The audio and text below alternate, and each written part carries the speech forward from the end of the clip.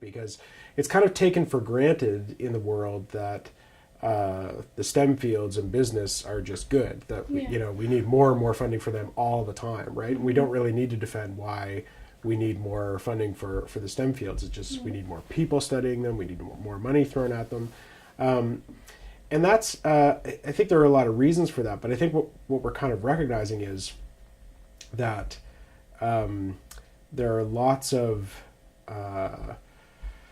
projects underway that could really benefit from the addition of liberal arts perspectives. So one of the big ones is probably artificial intelligence, right? Things that are going on with artificial intelligence. There's real ethical questions, I think, about, okay, so, are we really on the brink of creating beings who are self-aware ourselves? And then, well, what is our responsibility to those beings? Should we create them? Should we use them as soldiers? Like, should we be deciding for ourselves what they have to do or what they get to do? Can we understand them as free or as rational? Those are deep, kind of philosophical questions, and they're not technological questions about just how to do this, but why to do it or why not to do it, or what are the consequences of this.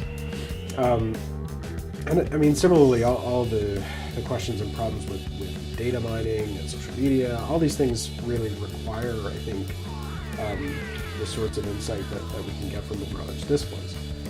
Both of those arguments kind of subordinate the liberal arts to other things, right? Like, so it's important to study the liberal arts because that way you can be useful to people who study science, right? And that's sort of, so there's this weird hierarchy that emerges there, so that liberal arts is kind of the second best thing. And also, I think there may be real questions about,